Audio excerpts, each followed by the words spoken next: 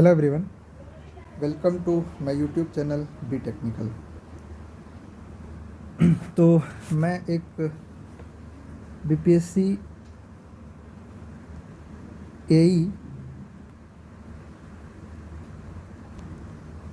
Advertisement number 3/2019 इसके जो answer keys हैं डिफरेंट पेपर के वो मैं डिस्कस कर रहा था।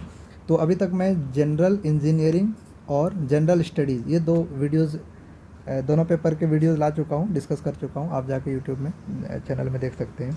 टोटल 6 पेपर होते हैं इसमें, जिसमें इंग्लिश हिंदी ये क्वालिफाइंग होता है, सिर्फ 30 मार्क्स आपको लाने होते हैं 100 में से, ठीक है। और रेस्ट जो 2 सब्जेक्ट है वो रिस्पेक्टिव ब्रांच के होते हैं। ये दोनों कॉमन होता है हर ब्रांच के लिए, जनरल इंजीनियरिंग और जनरल स्टडीज़। तो मैं आज सिविल इंजीनियरिंग के जो 5th पेपर है उनका डिस्कस करूँगा। ये सिविल इंजीनियरिंग पेपर 5th है और इसके बाद जो आएगा वो सिविल इंजीनियरिंग पेपर 6th है। ओके, तो बाकी ये दोनों वीडियोस आप देख सकते हैं। ये तो क्वालिफाइंग है, आप खुद से भी मैच कर सकते हैं, नहीं तो मेरा टाइम मिला तो मैं कर दूँगा। तो थोड़ा सा मैं वीडियोस डिले हो रहा है due to shortage of time, मैं प्रॉपर ला नहीं पा रहा हूँ। तो चलिए स्टार्ट करते हैं। ये सिविल इंजीनियरिंग पेपर 5 पहला क्वेश्चन है, which increase in amount of compaction energy. Compaction energy अगर इंक्रीज करेंगे तो देखिए ये सॉइल से रिलेटेड क्वेश्चन है। तो इसका जो ग्राफ होता है वाई एक्सिस में हम डेंसिटी, ड्राई डेंसिटी को लेते हैं और एक्स एक्सिस में हम ऑप्टिमम मॉइस्चर कंटेंट का लेते हैं। इसमें जो ग्राफ होता है वो ड्रॉ करते हैं कॉम्पैक्शन, ठीक है। जब सॉइल का कॉम्पैक्शन करते हैं तो वो डिपेंड करता है कि आप कॉम्पैक्शन किसके लिए कर रहे हैं, क्ले के लिए कर रहे हैं, सैंड के लिए, सिल्ट के लिए या ग्रेवल के लिए। तो जैसे जैसे आप कॉम्पैक्टिव एफर्ट बढ़ाएंगे यानी कॉम्पैक्शन एनर्जी इंक्रीज करेंगे तो ये ग्राफ इस तरह से होता है और वो शिफ्ट होते जाता है। जैसे आप इंक्रीज करेंगे तो वो ऊपर की तरफ शिफ्ट होते जाएगा। तो उससे क्या आप देख रहे हैं, देखिए इसका यहाँ आ रहा है, इसका पीक यहाँ आ रहा है, इसका पीक यहाँ आ रहा है। तो ऑप्टिमम मॉइस्चर कंटेंट डिक्रीज होते जाता है और ड्राई डेंसिटी बढ़ते जाता है। देखिए यहाँ पे आया, यहाँ बढ़ गया, यहाँ बढ़ गया, इस तरह से। तो ये डिफरेंट केस के लिए है कि आप क्ले में कॉम्पैक्शन कर रहे हैं कि सैंड में कर रहे हैं कि ग्रेवल में कर रहे हैं, किस में कर रहे हैं। तो जैसे कॉम्पैक्शन एनर्जी आप इंक्रीज करेंगे तो ऑप्टिमम मॉइस्चर कंटेंट क्या होगा। सपोज ये एक सॉइल के लिए हो गया, फिर इस तरह से ये दूसरे सॉइल के लिए, तो ऑप्टिमम मॉइस्चर कंटेंट जो होगा डिक्रीज होगा और ड्राई डेंसिटी इंक्रीज होते जाएगा। तो जब आप ऑप्शन के थ्रू जाएंगे तो इसका करेक्ट आंसर क्या हो जाएगा, ऑप्शन नंबर बी।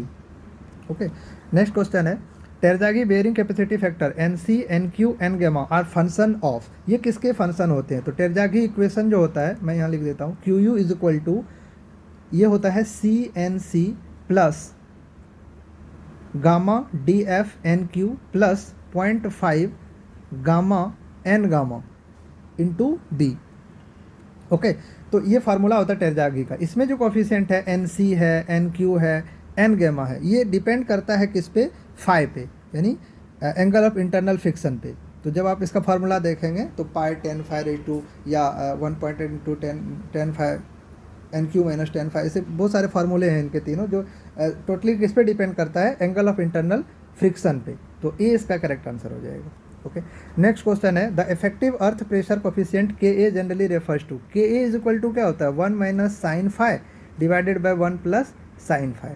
ये KA का फार्मूला होता है। KA को बोलते हैं coefficient of earth pressure. KA is the coefficient of earth pressure. और ये जो रेशियो है 1 minus sine phi 1 plus sine phi, ये रेशियो है, ये होता है horizontal principal effective stress, horizontal principal effective stress divided by vertical principal effective stress. इन दोनों का रेशियो होता है, ठीक है। यानी vertical principal effective stress suppose करो सिग्मा V1 बोल दिए अगर इसको, तो that is equal to 1 plus sine phi, और हॉरिजेंटल जो होगा that is equal to 1 minus sine phi. तो ये दोनों को रेशियो को क्या कहते हैं, KA, that is coefficient of active earth pressure. और that will also is equal to 10 square 45 plus 5/2, है ना। यही formula is equal to 10 square 45 plus 5/2 होता है। इसी का अगर रिलेशन पूछे तो KP is equal to 1/KA होता है ना। KP हो गया पैसिव अर्थ प्रेशर और KA हो गया एक्टिव अर्थ प्रेशर। ओके, तो इसमें जो करेक्ट आंसर होगा वो क्या होगा, effective stress. A is the correct answer हो जाएगा, ठीक है। नेक्स्ट क्वेश्चन है, the ultimate bearing capacity of shallow foundation on sand. Sand पे सैलो फाउंडेशन है तो उसका अल्टीमेट बेयरिंग कैपेसिटी रिड्यूस होगा to about dash when the water table rises to a ground surface. तो ये इस तरह से होता है, जब हम फुटिंग दिखाते हैं आइसोलेटेड फुटिंग, ठीक है। तो अब वाटर टेबल सपोज यहाँ कहीं था, ये बढ़ के कहाँ चला गया, ग्राउंड सरफेस पे, अब यहाँ पे आ गया वाटर टेबल। तो ये कैसा है, सॉइल फील कैसा है, सैंड है। तो अब बोल रहा है कि इसका जो अल्टीमेट बेयरिंग कैपेसिटी होगा वो कितना होगा, रिड्यूस होके, ठीक है। तो जब सैंड के केस में वाटर टेबल आप यहाँ से यहाँ तक बढ़ा दिए तो ये सबमर्जेंस का केस आ गया, और सबमर्जेंस में हम कौन सा यूज करें, गैमा सबमर्ज। तो गैमा सबमर्ज होता है वो 50% के आसपास होगा, तो 50% से वो रिड्यूस हो जाएगा। सो बी इसका करेक्ट आंसर हो जाएगा। ये क्वेश्चन गेट में भी आ चुका है एक बार। नेक्स्ट क्वेश्चन है question number 5, the permissible settlement is maximum in case. Different case दिया हुआ है किस में परमिसिबल सेटलमेंट मैक्सिमम होता है। तो मैं आपको यहाँ पे एक टेबल बनाऊंगा, बना के दिखाता हूँ, उससे आप खुद समझ जाएंगे। तो इधर मैं ले रहा हूँ केस, है ना, डिफरेंट केस हो जाएगा, और इधर परमिसिबल सेटलमेंट।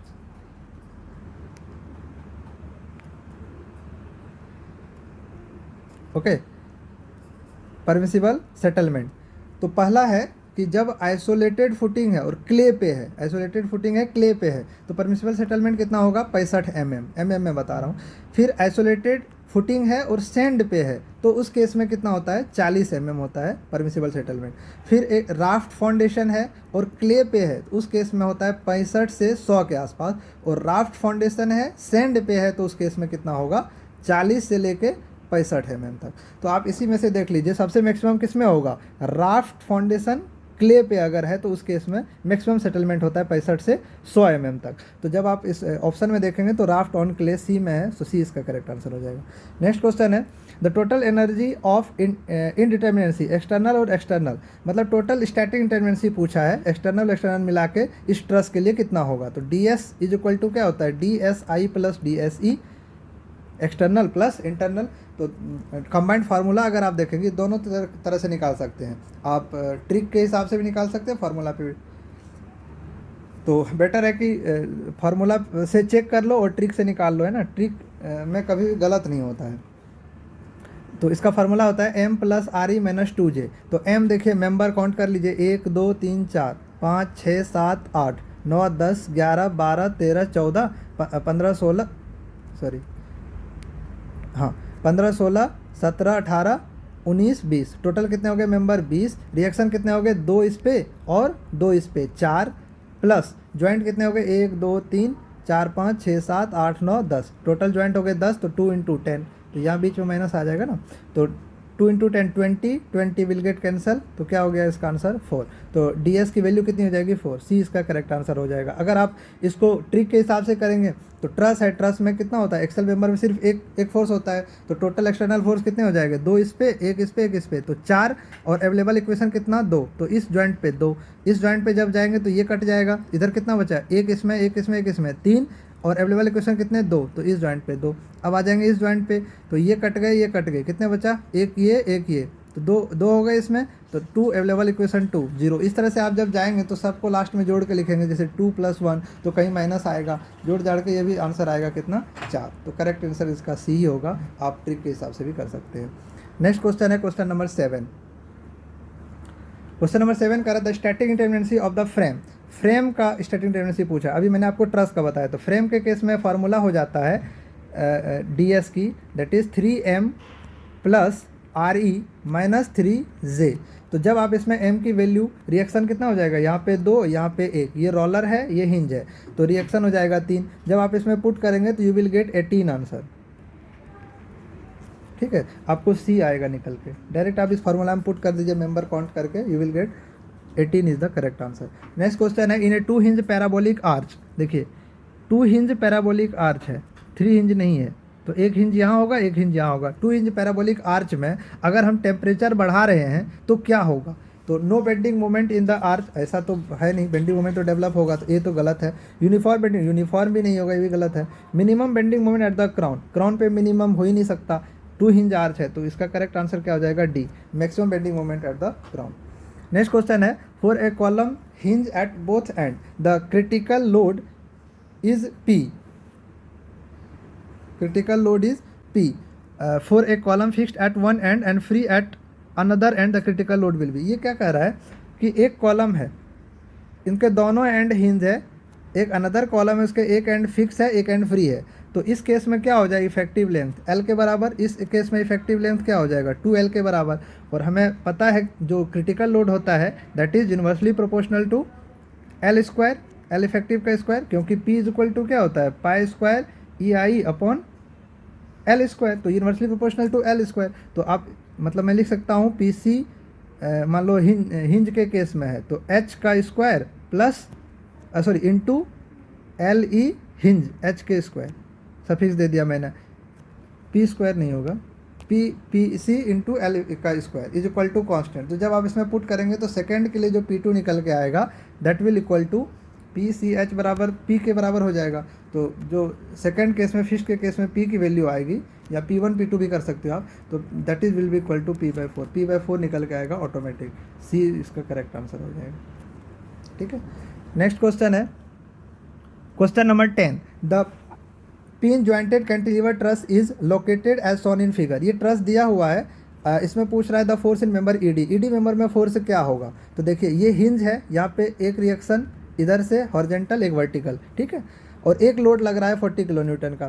तो ED मेंबर में जो फोर्स होगा वो क्या होगा, क्योंकि यहाँ पे एक ही आएगा, रोलर है, तो ये मेंबर का जितना ये सपोर्ट रिएक्शन होगा इस मेंबर में उतना ही फोर्स आ जाएगा। तो अगर हम मोमेंट ले लें ए के अबाउट तो ऑटोमेटिक यहाँ से निकल जाएगा, कुछ नहीं करना है, ए के अबाउट मोमेंट ले लेंगे, summation of MA is equal to 0। तो क्या हो जाएगा, देखिए ये 40 है, ये इस डायरेक्शन में गिरेगा, 3 + 3 6, यानी 40 × 6 is equal to ED into ये हॉरिजॉन्टल डायरेक्शन कितना है 3, तो यहाँ से जब निकालेंगे 3 × 2 तो 40 × 2, सो ED की वैल्यू कितनी हो जाएगी 80 किलो न्यूटन। अब आ रहा है पॉइंट कि ये कंप्रेसिव होगा या टेंसाइल होगा, तो 80 किलो न्यूटन देखिए ये क्या होगा, कंप्रेसिव होगा, ऐसे लग रहा है, towards the point is compressive, तो C इसका करेक्ट आंसर हो जाएगा। नेक्स्ट क्वेश्चन है, a simply supported RCC beam carrying a uniformly distributed load, deflection 100 mm when both end of the beam are fixed, the deflection at the centre. क्या कह रहा है, एक सिंपली सपोर्टेड बीम है ना, इस पे यूनिफॉर्मली डिस्ट्रीब्यूटेड लोड एक्ट कर रहा है, इसमें जो डिफ्लेक्शन होगा वो है 100 mm। फिर कह रहा है अगर दोनों एंड को हम फिक्स कर देंगे और लोडिंग वही है यूनिफॉर्मली डिस्ट्रीब्यूटेड लोड, उस केस में जो डिफ्लेक्शन होगा वो क्या होगा। तो इस केस में सिंपली सपोर्टेड केस में डिफ्लेक्शन की वैल्यू अगर आप निकालेंगे तो ये निकल के आएगा 5/384 WL/4/EI। उसी तरह से फिक्स बीम में निकालेंगे तो वो आएगा 1/384 WL/4/EI, 1/384 WL/4/EI। मतलब सिंपली सपोर्टेड का केस जो होगा, deflection at centre in fixed beam is equal to simply supported के जो डिफ्लेक्शन होगा डिवाइडेड बाय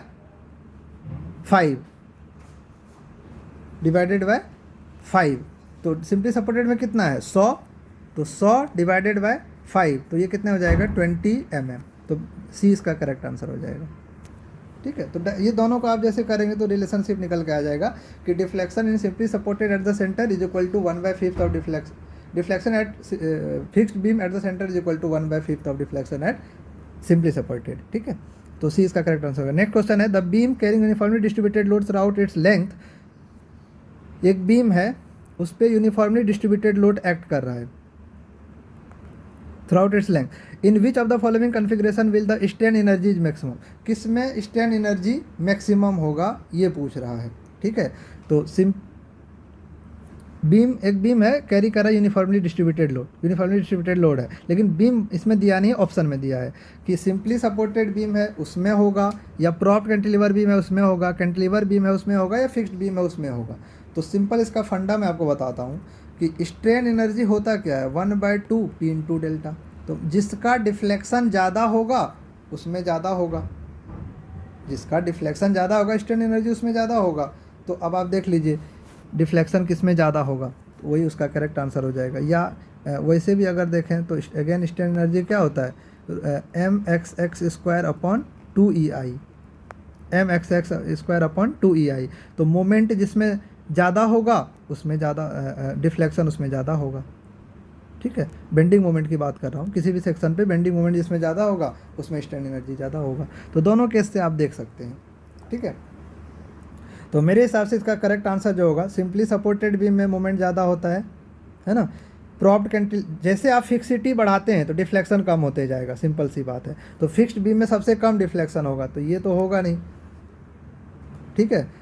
कैंटिलीवर में भी कम होता है, ये भी नहीं होगा। प्रॉप्ड कैंटिलीवर इसमें भी कम होगा उससे, तो सिंपली सपोर्टेड केस में सबसे ज़्यादा होगा। मेरे हिसाब से A is the correct answer for question number 12। Next question है question number 13। The force in member A B member में फोर्स पूछा है, ये ट्रस दिया हुआ है। तो देखिए ए बी मेंबर कौन सा है, ये मेंबर है ए बी, तो दो कंटिन्यूस है, ये जितना होगा वही इसमें कैरी हो जाएगा, तो इसका कोई अपोनेंट है नहीं, तो जीरो फोर्स हो जाएगा, ये इसका करेक्ट आंसर हो जाएगा। नेक्स्ट क्वेश्चन है the number of independent equation to be satisfied for static equilibrium in space structure. Space structure में कितना होता है, 6, ठीक है, तो डी इसका करेक्ट आंसर हो जाएगा। The ratio of the maximum deflection at the midpoint of a simply supported beam carrying a point load at mid span and that the same beam carrying the same load as total uniformly distributed load will be, ठीक है।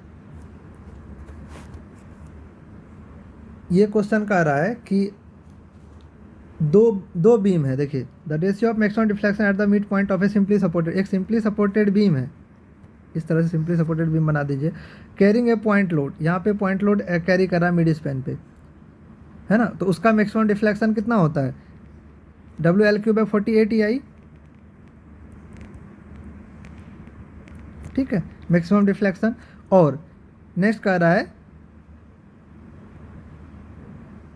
The same beam carrying the same load as total uniform, इसी को अब totally uniformly distributed load कर दिया, मतलब इसी simply supported beam पे यूनिफॉर्मली लोड कर दिया, ठीक है।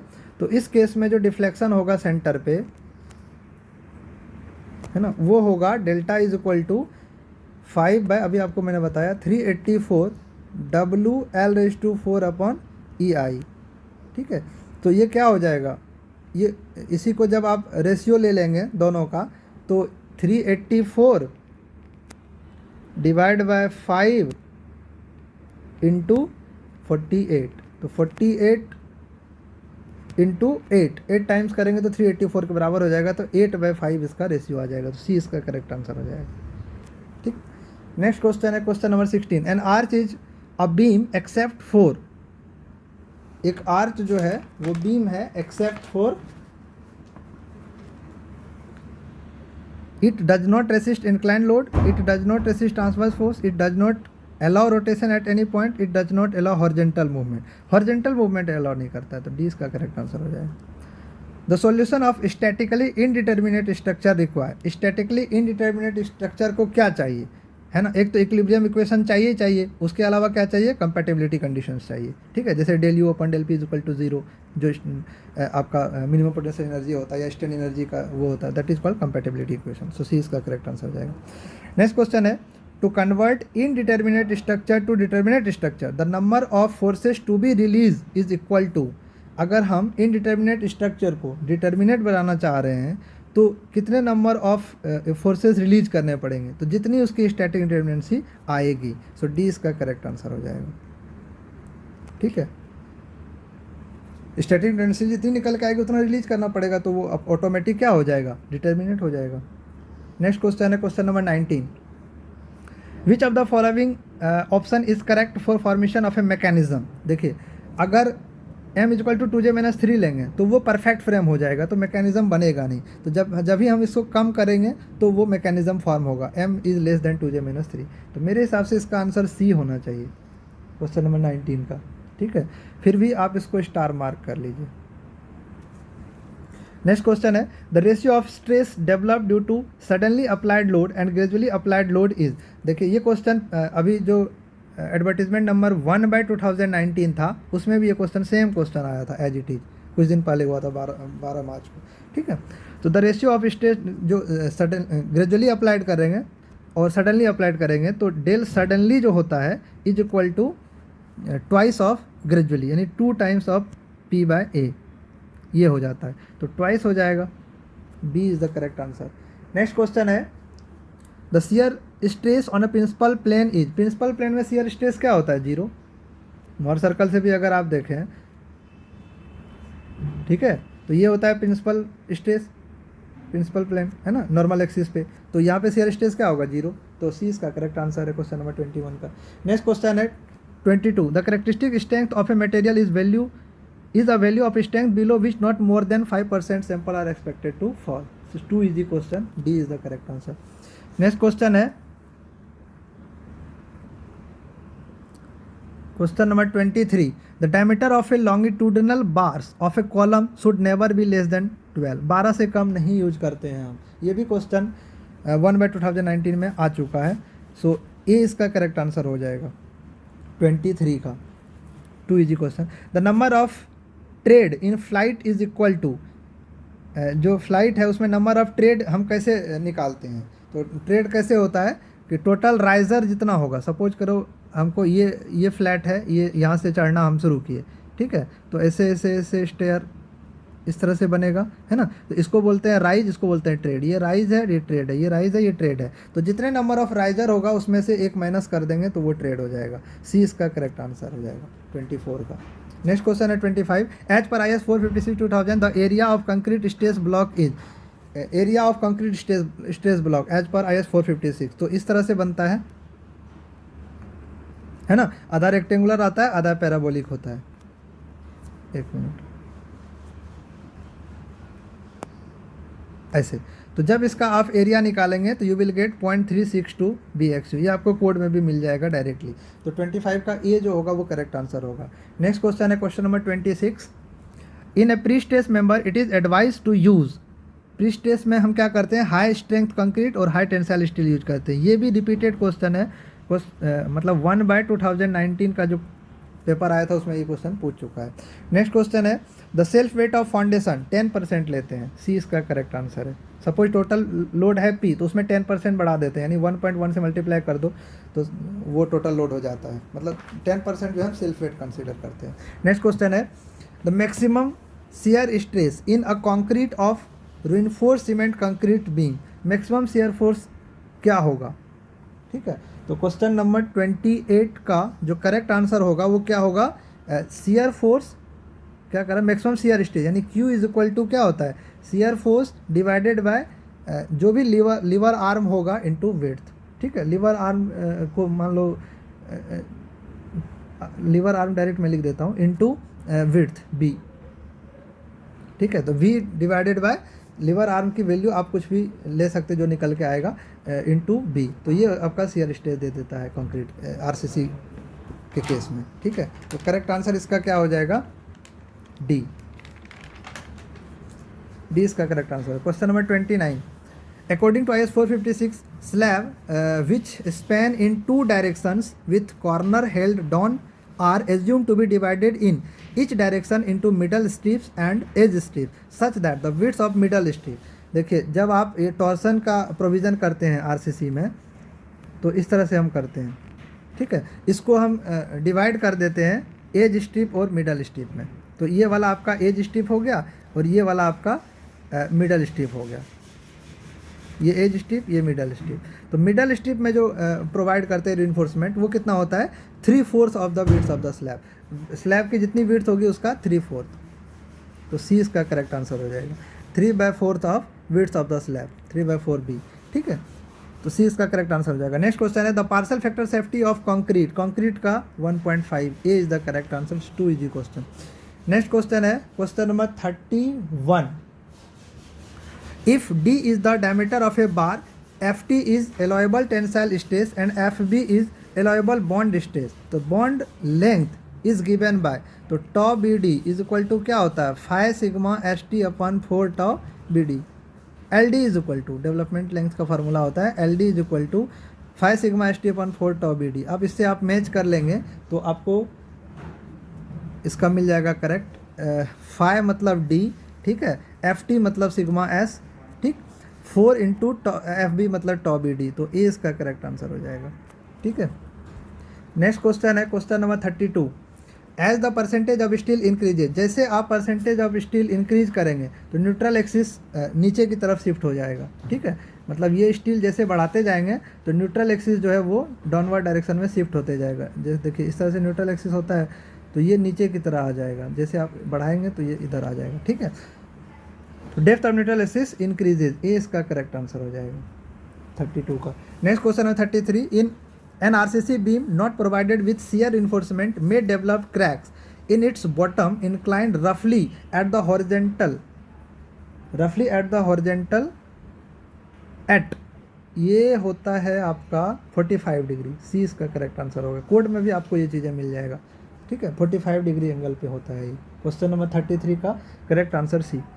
नेक्स्ट क्वेश्चन है, a reinforced concrete structure has to be constructed along a sea coast, sea coast में कह रहा है कि रिइंफोर्स्ड कंक्रीट स्ट्रक्चर बन रहा है तो उसके लिए मिनिमम ग्रेड ऑफ कंक्रीट क्या यूज होगा, ये भी आपको IS 456 कोड में दिया हुआ है, मिल जाएगा। तो उसके लिए जो हम यूज करते हैं M30, देखिए PCC के लिए यूज करते हैं M20, ये भी BPSC जो 2/2017 था उसमें ये क्वेश्चन आ चुका है। तो M30 सी कॉस्ट के लिए, उसमें दोनों पूछा था, PCC के लिए भी RCC के लिए भी। तो M20 होता है PCC के लिए, M30 होता है RCC के लिए सी कॉस्ट में, आप ये ध्यान रखना। Question number 35, if the diameter of a reinforcement bar is D, the anchorage value of the hook, hook का एंकरेज वैल्यू क्या होगा, ठीक है। तो हुक मतलब क्या हो गया, इस टाइप का, हुक मतलब इस टाइप का हो गया, यू शेप में, इसको हुक बोलते हैं। तो उस केस में एंकरेज वैल्यू क्या होगा, तो मैं आपको बताता हूँ कि अगर 45 डिग्री बैंड है तो 4 पाई लेते हैं, इच 45 डिग्री बैंड पे 4 पाई हम 4 टाइम्स ऑफ डाया है ना, 4D बोल सकते हैं या 4 5 बोल सकते हैं, वो हम लेते हैं। तो 90 डिग्री पे कितना हो जाएगा 8 5, और 135 डिग्री पे कितना हो जाएगा, दैट इज़ 12 5, ठीक है। और ये कितने पे है 180 डिग्री पे, तो 180 डिग्री पे क्या हो जाएगा 16 5, 180 डिग्री पे 16 5। तो करेक्ट जो U है वो 180 डिग्री के लिए है, तो इसका करेक्ट आंसर क्या हो जाएगा 16 5 यानी 16D। सो D इसका करेक्ट आंसर हो जाएगा। नेक्स्ट क्वेश्चन है, the maximum value of compaction factor for fresh grain concrete, ये भी आपको गेट में पूछ चुका है क्वेश्चन, ठीक है। तो 2013 का क्वेश्चन देखेंगे गेट में तो उसमें मिल जाएगा आपको। तो मैक्सिमम कॉम्पैक्शन क्या होता है 1 होता है ना। कॉम्पैक्शन फैक्टर होता क्या है, पार्सली डिवाइडेड बाय फुल्ली, तो ये मैक्सिमम कितना हो सकता है 1, तो B इसका करेक्ट आंसर हो जाएगा क्वेश्चन नंबर 36 का। नेक्स्ट क्वेश्चन है क्वेश्चन नंबर 37, एज पर IS 456 2000 RCC बहुत सारा क्वेश्चन आया, in the limit state of design of a flexure member the strain reinforcing bar under tension at ultimate state should not be less than. देखिए इस तरह से बनता है वो, अगर डायग्राम देखेंगे आप कोड में, तो यहाँ पे होता है 0.0035, ठीक है। एक्सट्रीम कंप्रेशन का स्ट्रेन होता है 0.035, और एक्सट्रीम टेंशन के केस में क्या होता है, टेंशन के केस में होता है आपका FY/1.15, FY/ ये देखिए D वाला ऑप्शन, FY/1.15 ES प्लस 0.002, तो D इसका करेक्ट आंसर हो जाएगा। नेक्स्ट क्वेश्चन है क्वेश्चन नंबर 38, कोल्यूवियल सॉइल ब्रैकेट में तालू दे रखा है, तो इसमें कोई कंफ्यूजन है नहीं, तालू जो होता है वो ग्रेविटी के लिए होता है, सो B इसका correct answer, transported by gravity. Next question है, flow net can be used to determine, flow net क्या चीज़ डिटरमाइन करने के लिए यूज होता है ना। ये आपका उससे है ये क्वेश्चन, फ्लूइड मैकेनिक्स भी बोल सकते हैं या इरिगेशन से भी बोल सकते हैं क्वेश्चन, ठीक है। तो फ्लो नेट क्यों यूज करते हैं, पहला है ऑफ सीपेज कोफिशिएंट ऑफ, देखिए कोफिशिएंट ऑफ परमिलिटी जैसे आ गया गलत हो गया, ये नहीं होता है। Seepage coefficient of permeability and exit gradient, ये भी नहीं है, कोफिशिएंट ऑफ परमिलिटी आ गया, ठीक है। Next question, seepage and exit gradient, seepage exit gradient and uplift pressure, तो D इसका करेक्ट आंसर है। सीपेज एग्जिट ग्रेडियंट तो है ही, C भी मार सकते हैं, लेकिन यहाँ पे अपलिफ्ट प्रेशर भी है, तो मोस्ट सुटेबल D जो होगा वो करेक्ट आंसर है। अपलिफ्ट प्रेशर को भी ये मेजर करता है। नेक्स्ट क्वेश्चन है, the void ratio pressure diagram is shown in the figure below, the coefficient of compressibility, coefficient of compressibility निकालने बोला है, तो कोफिशिएंट ऑफ कंप्रेसिबिलिटी का जो फॉर्मूला होता है CC is equal to point coefficient of compressibility CV की value हो जाएगी ना, coefficient of compressibility CV is equal to क्या होता है del E upon del sigma bar, del E upon del sigma bar, ठीक है। तो जब आप इसमें पुट करेंगे ये वैल्यूज़, डेल E मतलब जो भी वाइड रेशियो उसका वो ले लीजिए 0.7 - 0.6 है ना, और उसी के अकॉर्डिंग जो डेल सिग्मा है एक्स एक्सिस में वो वाला पुट कर दीजिए, तो दोनों का रेशियो आप लेंगे तो यू विल गेट 0.2। सी इसका करेक्ट आंसर हो जाएगा। अब ये रेशियो ले लीजिए, सी इसका आ जाएगा 0.2। ठीक है। नेक्स्ट क्वेश्चन है with increase in, question number 41, liquid limit compression index. Liquid limit अगर बढ़ाएंगे तो कंप्रेशन इंडेक्स क्या होगा? तो कंप्रेशन इंडेक्स सीसी का फार्मूला होता है 0.009 इंटू WL-10, है ना। एक और होता है 0.07 WL- समथिंग, ऐसे भी होता है। तो आपको हम कौन सा लेना है? लिक्विड लिमिट के केस में है। ठीक है, तो WL-10, WL के दिया हुआ नहीं है। अच्छा, ये रिलेशन सिर्फ पूछा है with increase in liquid limit. Liquid limit बढ़ाएंगे तो सीसी क्या होगा? इंक्रीज होगा। तो मेरे हिसाब से 20 का करेक्ट आंसर होगा। 41 का 20 इज द करेक्ट आंसर। अगर लिक्विड लिमिट का डायरेक्टली प्रोपोर्शनल है तो ये बढ़ेगा तो सीसी की वैल्यू बढ़ेगी, तो 20 का करेक्ट आंसर। नेक्स्ट क्वेश्चन है the dry density of a soil is 1.5 ग्राम, यानी ड्राई डेंसिटी दिया है 1.5 GG ग्राम पर सेंटीमीटर, है ना, G पर CC। ओके। नेक्स्ट क्वेश्चन है, सॉरी नेक्स्ट डाटा है the saturation water content 50%। S की वैल्यू भी आपको दी हुई कितनी? 50%। और क्या दिया है? Submerge density would be. Submerge density क्या होगा ये आपको निकालना है। 2 चीज़ें निकालना है। आई रिपीट कर रहा हूँ मैं इसको। The dry density of a soil 1.5, ठीक है। If the saturation water content 50% then saturated density and submerge density. तो सेचुरेटेड डेंसिटी क्या हो गया? रो सेट, ओके, और सबमर्ज तो रो डैश ऐसे बोल सकते हैं, या गामा के टर्म में बोलेंगे तो gamma D, gamma sat, gamma submerge, ऐसा हो जाएगा। ठीक, ये दोनों आपको निकालना है कितना होगा। तो देखिए हमें पता है, फॉर्मूला में बताता हूँ आपको डायरेक्टली।